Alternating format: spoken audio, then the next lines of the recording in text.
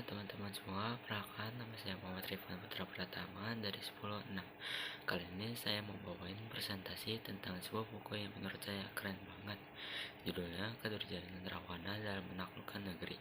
Buku ini diterbitkan oleh Perpusnas Press pada tahun 2023 dan sumbernya resmi dari Perpustakaan Nasional Republik Indonesia.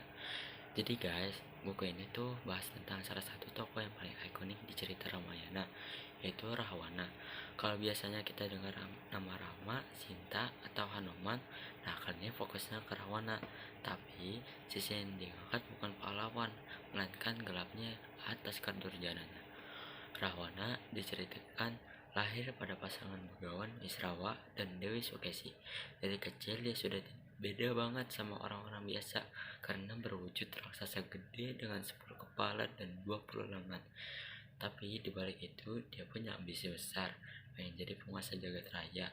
Buat wujudin mimpinya itu, Rahwana sampai rela tanpa super berat selama ratusan tahun. Karena ketukanannya akhirnya dia dapat kesaktian luar biasa dari para dewa. Dengan kekuatan itu, Rahwana balik ke negeri Alengka, naik tahta jadi raja, dan mulai nunjukin sifat aslinya. Sejak itu, ambisi Rahwana makin gila. Dia mulai menaklukkan kerajaan-kerajaan di sekitar Alengka, Lokopala, Suryalaya, bahkan negeri-negeri lain dia serang habis-habisan. Karena kalau ada raja yang nolak tunduk, langsung diperangi. Efeknya banyak pertumpahan darah, rakyat jadi korban, dan Rahwana makin ditakuti. Yang paling makin sadis, Rahwana nggak segan-segan korban keluarganya sendiri demi kekuasaannya.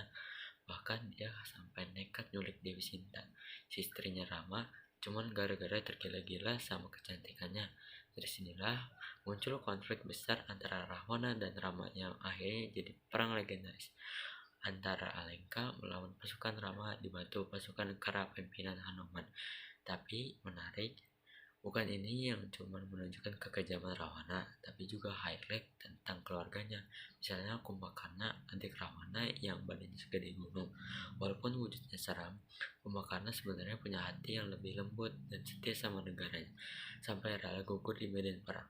Ada juga Wibisana, adik bungsu Rahwana yang malah memilih ninggalin Alengka dan berdiri di pihak Rama karena dia gak tahan sama kejahatan kakaknya. Dari sini kelihatan banget kan kalau pilihan hidup itu penting. Meskipun lahir dari keluarga raksasa, Wibisana tetap milih jalan kebenaran. Di bagian klimaks diceritakan bagaimana Rama akhirnya berhadapan langsung dengan Rahwana. Perang ini besar terjadi dengan pasukan kera melawan pasukan raksasa. Rahwana yang sakti banget pun akhirnya kalah di tangan Rama. Kekalahan ini jadi bukti kalau sekuat apapun kedurjanan tetap gak bisa ngalahin kebenaran.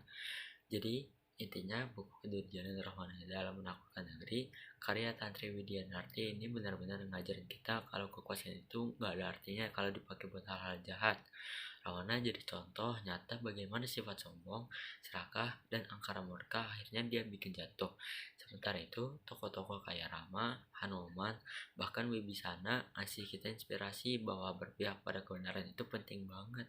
Meskipun berat, semoga dari cerita ini kita bisa belajar buat gak terjebak dalam sifat-sifat buruk kayak Rahwana dan selalu berusaha jadi pribadi yang jujur, rendah hati, dan bermanfaat bagi orang lain.